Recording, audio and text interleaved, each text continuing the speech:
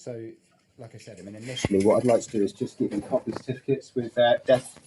Copy of death. Well, there's a procedure to go through, and if it hasn't been registered as the passing of your mother, then obviously that's what we would need to do first of all, and then obviously we'd be able to do this. Obviously, if you'd had the ID and all the certificate and such, like we can do that for you also. So that's just Yeah, I mean, I've got the copy of the death certificate and photo identification along with the original document. Yes, I do. Yeah. Would you have that with you today? Yes. You do it. Great. That's good. Okay. So let's just have a look. Bear with me a moment. So, what was your late mother's full name, please? It was Alethea Inez MacLeod. L-I-C. Oh, there. Just show you the death certificate, and you can get it from that. You can get all the details from there. That will be quite straightforward.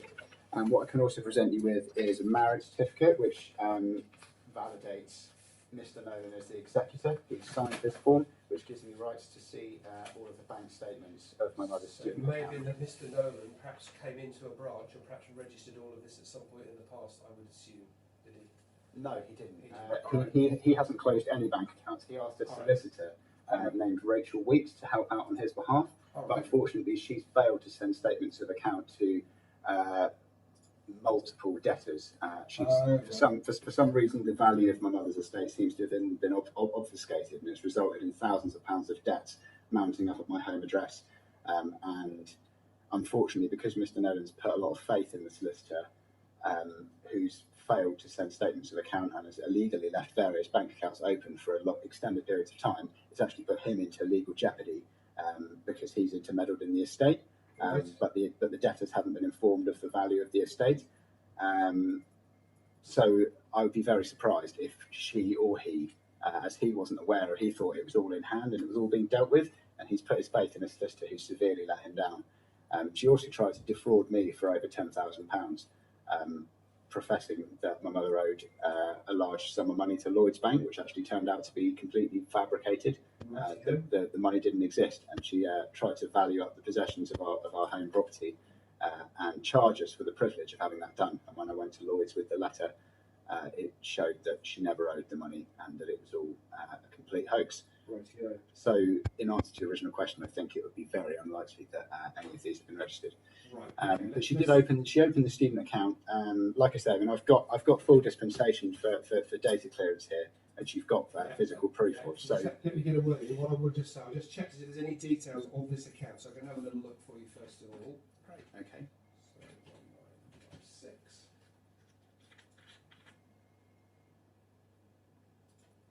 Righty-ho. So what was your mum's postcode, please? Tango Quebec 11. Yeah. 0 Quebec Alpha. Ideal. That's great. So was it in the name? Did she have the accounts in the name of Nolan or in the name of MacLeod? Unless they were changed when she opened it, on her card it definitely said Alethea MacLeod on her Santander student card. It was a red card. M-A-C. Yeah, M-A-C. Yeah, it's exactly the same as it's spelled there. Oh, sorry, it doesn't say on there, doesn't it? No, M-A-C-L-E-O-D. That's right. Got the driving license there. M-A-C. That's correct. L-E-O-D. And our date of birth is the 21st of the 7th, 1956.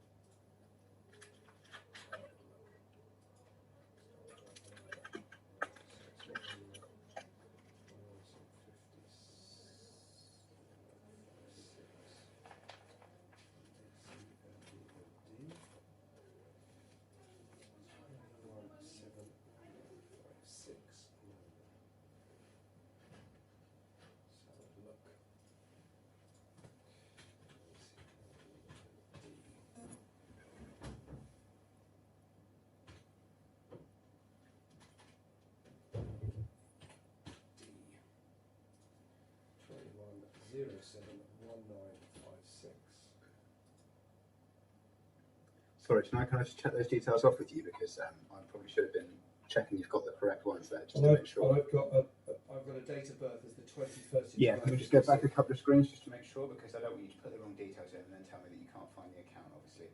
Well, I'm using the information I've got on the certificate, so I've got a place of birth and a date. I don't think it's got the place. Has it got the place of birth? Yeah. It just says Spain. Yeah. And it's also got the date of birth. 21st of July. Sadly, also a date of passing there. So Yeah.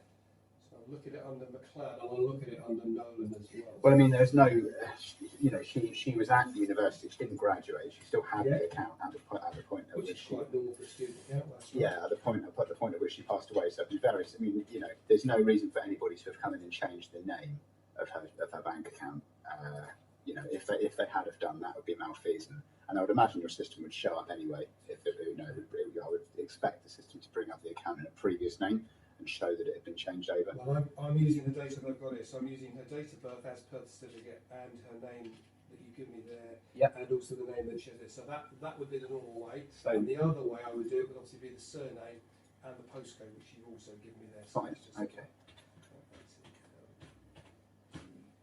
And we'll put it as a TQ11 and 0QA. That's right.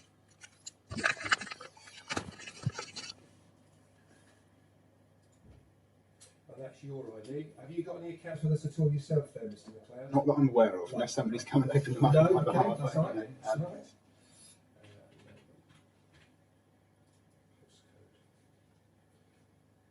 TQ11. So when she opened the account up, the student account we're talking about here, did she open it while she was living locally here, or was she living elsewhere? So No, she was living. She's always lived at the same address for the last 15 years. She's never changed any places. Right, so I've got none of those on there.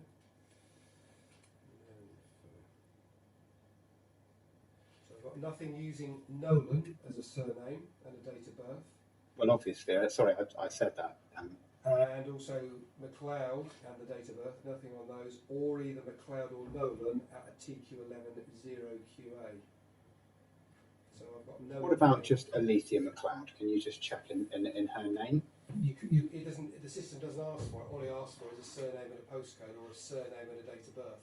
So it wouldn't actually take the first name. So if you just put, so you put McLeod and the date of birth, and you had nothing that came up. No. It asks, gives you an option there, surname and postcode. Okay. So I put McLeod in and Nolan under the TQ11 0QA details. What if you just put TQ11? Will that bring it up? No, it has to have the full postcode. So it has to have the full postcode, because obviously TQ11 is a huge area. If you put somebody like Smith in and put TQ11, it would bring many up, no doubt. So, and if we just did surname and date of birth the other way around, it doesn't do it either. So, okay. ACLBD. 21071996, which is as it says as per the document. That's right, yeah.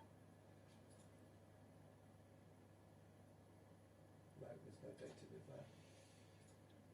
So unless somebody's changed her name.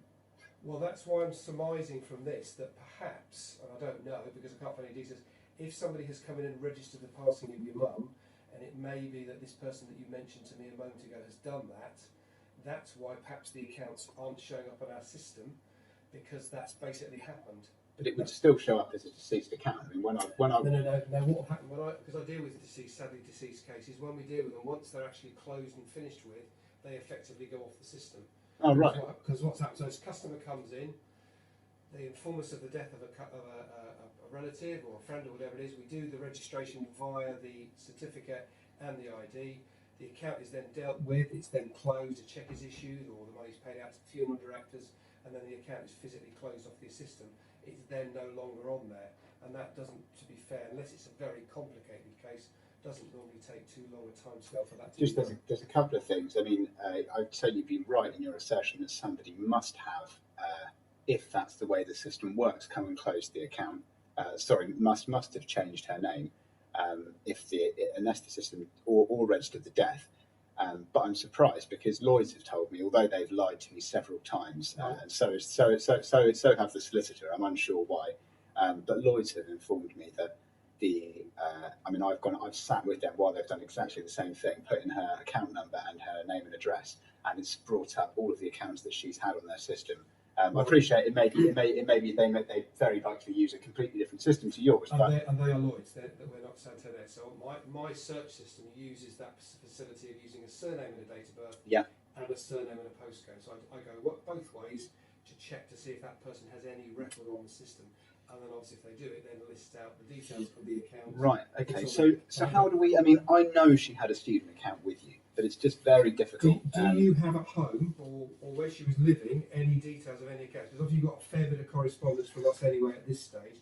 I've only got the only thing I've got at the moment. I mean, I've got letters from her university which allude to her opening a Santander student account.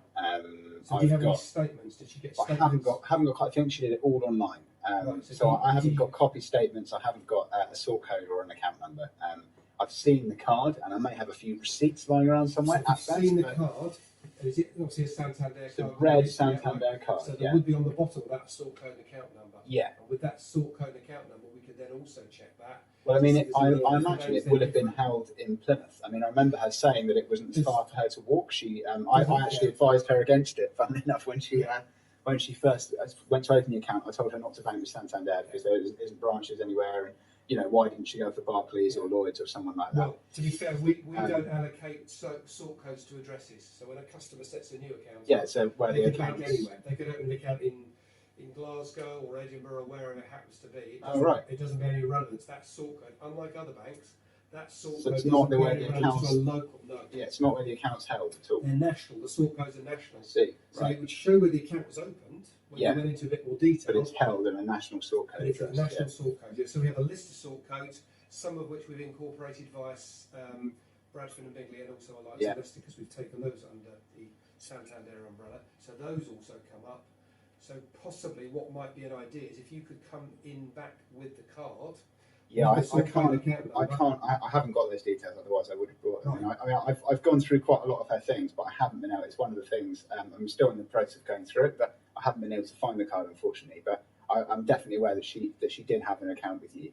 When she opened an account up, we would have, and I would always hand customers all the customer information. Part of the process would be they would get a letter, and on that letter would be a sort code and account number. Prior to them getting any cards. Yeah, I mean, like I said, I haven't got any of that stuff to hand. Right. So I mean, and I'd imagine it would have been quite easily referenceable. So I'm quite surprised at this stage that just from basic details, I mean, she's had the same sort of postcode since forever. I've gone by both surnames, Nolan and also McLeod, and the date of birth that's on here, which is what I've used. Not the address. Well, that's the address. That's the other way I've done it. So I've done it with the name and the postcode, which would then pull up the details. And neither of those details have come up. Right. Can we just double check with each of those? Can you just show me? I can't show you our system, unfortunately, but I mean, if you could just make sure that you're inputting the information correctly and you're not making a typo or anything like that. I can assure you I'm not making a typo. I've put the information in for you on the system. Yeah. With the postcode which you've given me, and also the date of birth, and also the name. What about her national insurance number? Doesn't search for that. What fields can you search by? Account number, card number, surname, date of birth, postcode, and surname. Okay, so surname and date of birth didn't bring anything up. We haven't got account number, and we haven't got card number. Yeah. So those are my search options available. And how do we find a customer number if someone loses their customer number? Well, they would never lose their customer number because that's the file that will have all their details on it. The customer number would come up via those other sources on our particular system. If someone doesn't have their customer number, if they need it to log into their online banking, how do they get another one? Then what they would they wouldn't need to get another one because the customer file would still be there. Yeah, but from the bank, if they've got it written down on a piece of paper and they lose their customer number, how would they find it out? To be fair, they wouldn't use their customer number. They would use their online banking details. So yeah, of course, but in order to register a new app, you need your customer number, don't you? When you first set up online banking. No. Customer number only gives the details of the customer's personal information. Okay. Address, date of birth, where they were born, those types of things. What would be the use of the customer number? Why is that employed? So that when they go onto online banking, all of their accounts are all kept in one scenario. So this is from a back end use, or would the customer ever need the customer number for it? The customer would never need the customer number because that wouldn't be relevant. Are they given it when they open the account? No. Customers never given their customer number. It's an internal system that we use, which pulls up all the accounts up. But it means that when we see a customer, so they set up an account, for example, a student account, as you suggested, if they then set up, for example, an ISA, when they then went onto their online banking, as they had done in the past on their student account, up would then come their ISA on their customer file. So all of their accounts are then all together. So if they wanted to manage their mortgage, their current account, their student account, their ISA, all of those types of things, they all come up on that customer number information. So any new products they take on go onto that customer number, and it means that then when they go onto online banking, all of those accounts show up. So it makes it easy for them to manage their finances. Okay, so how are we going to locate this account then? Because I mean, a lot of their stuff was thrown away, and I can't find. I mean, I haven't found very many things with with Santander written on it. I've got there's lots of her personal effects I've still yet to go through, but Right. In the meantime, and it's assuming she hasn't thrown anything away or nobody else has thrown anything away, what options have I got? Because I know that she had an account with you. It's not in question. No. The only options I would say that you've got, other than the fact that it may have been closed down because it may have been registered as a deceased case, and that's why it's possibly not on the system, and why I can't find it, would be to bring in either a card or a statement or some other document that would have a sort code and an account number on it. Surely you can tell if an account's been closed down. Well, I can't find the account in the first place. If I can't find the information about the account in the first place, well, you can phone the bereavement department and find out if an account in the name of Alethea McLeod has been closed down. It depends if it was closed down. I mean, I can ring through the bereavement people and see if there's any information on it.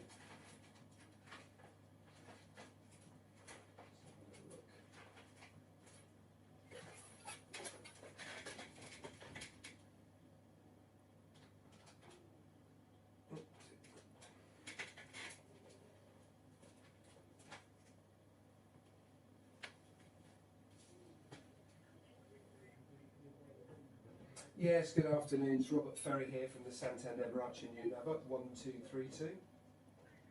Yeah, I'm just checking to see if of a case that may or may not have been registered with ourselves. I'm with a customer at the moment. I'm with the son of a late customer. He's provided me with a death certificate and some ID for himself. However, looking on the certificate and using our date of birth, a name, and also then a name and then postcode, I've been unable to locate any accounts. So I don't know whether this has already been done and dealt with, and it's just obviously not showing up on our system because the accounts have been closed. Okay. Well, I've got two surnames I've been using here. I've been using the first one is Nolan, which is the one I've got in front of me on the death certificate. Nolan is the 21st of July 1956.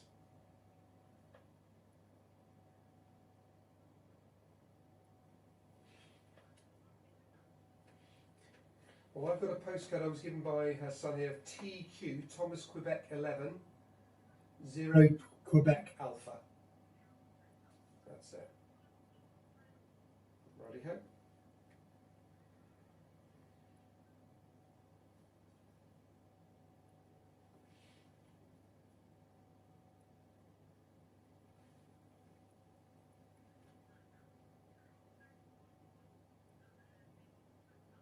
That's correct, yes.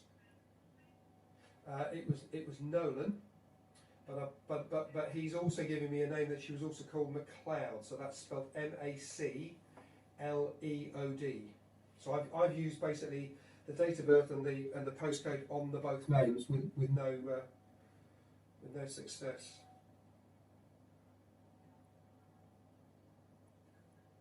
Righty-ho. Yeah, that's it indeed, yes.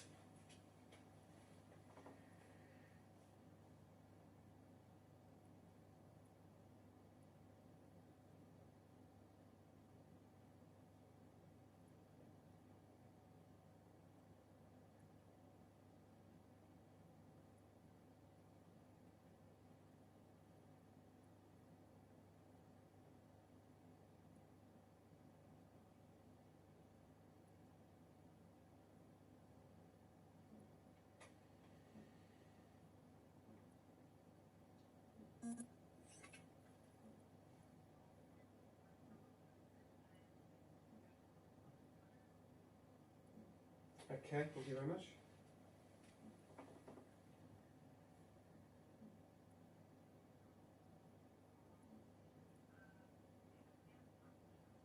Well, her son's in here with me at the moment, and he's saying that she may well have had a student account with us, and he has some documentation for her, but not other.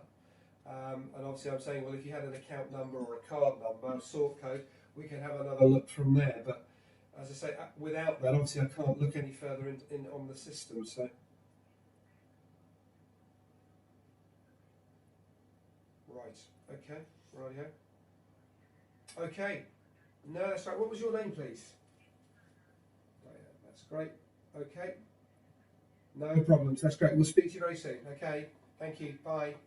Well, I've used exactly the same as she's just used, and that's our bereavement assist department, who I deal with sadly quite regularly. Yeah, she sounded quite happy. Yeah, She hasn't been paid off hundreds of millions of pounds by a criminal murderous cartel, has she? Have you? No, I wouldn't have thought so. You wouldn't have thought so. Are we, what, are we talking seriously? Or are we talking? I'm being serious, actually, yeah. But okay, so you've failed to locate the account at this stage. I can't find anything. From the information you've provided me with, I can't find any other details. And I'm suggesting at this stage is what you do is you have another look at home and see. I mean, you've got envelopes with Santander on it.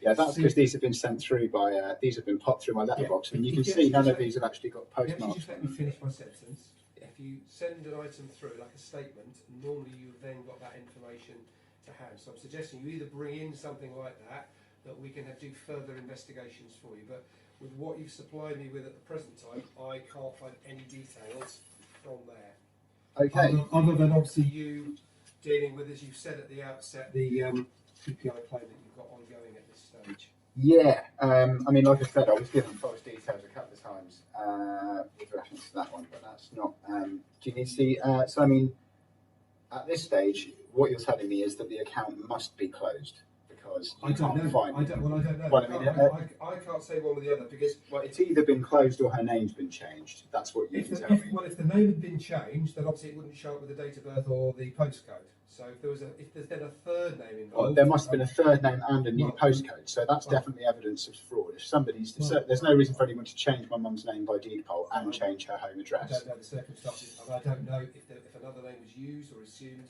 Can you try the name and address of a solicitor?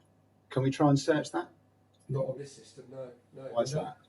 Well, because I can't just go randomly searching the database for No, sorry. I mean, if I give you the name, because she had a solicitor dealing with some of her accounts, and her bank, Lloyd's correspondence was sent to her solicitor's address. It wouldn't pull up any details on here about a solicitor's unless they had an account with us. That's what my system would do. No, it was a forwarding address. So it was given, it would still, I had correspondence from Lloyd's Bank that was sent and from Capital One that was sent through to Rachel S, was sent through with the same account number. It was sent through to Rachel Dart solicitor and then at her address. If you actually let me finish, what I'm just saying is just checking all of these information, all the information you've supplied, I am unable to allocate any of these accounts with the information you've given. I can't then just go randomly off checking solicitors' accounts to see if there's any detail on there. If they had a business account with us or some other connection, i.e. one of the partners in the business, that would bring the details up, but I can't just go randomly checking those details.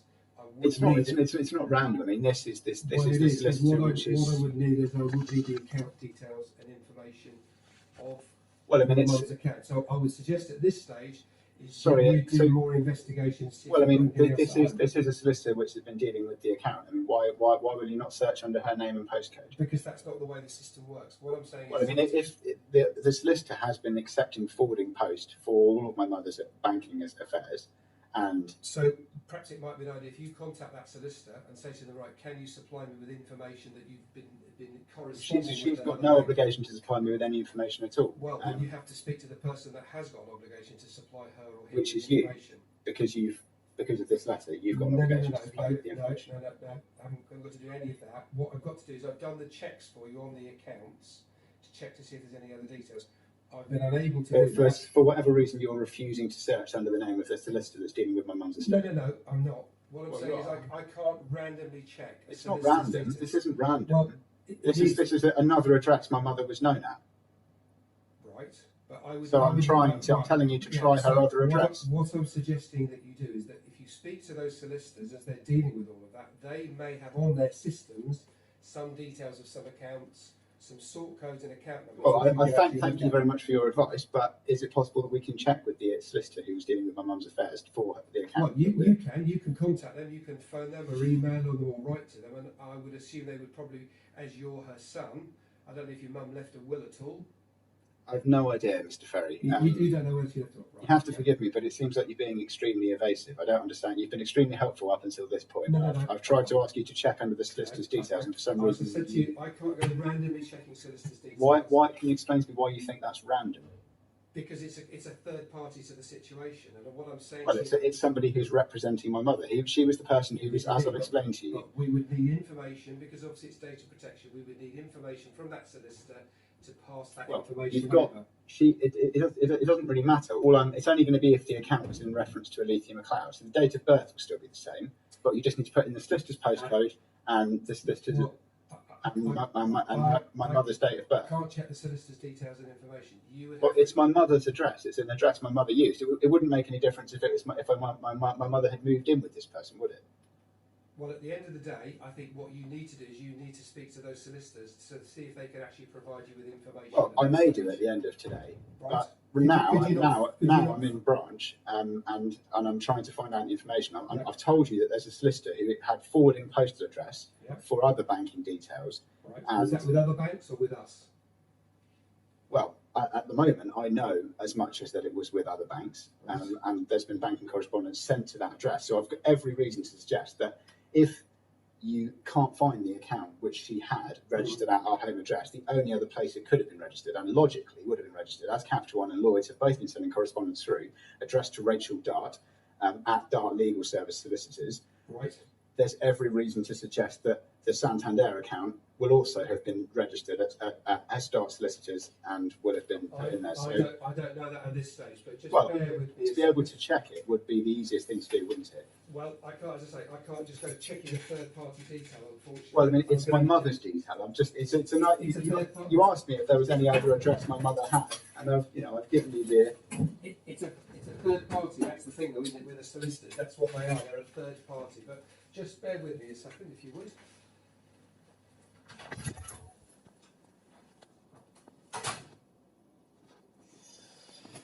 Oh, this guy's a fucking worm.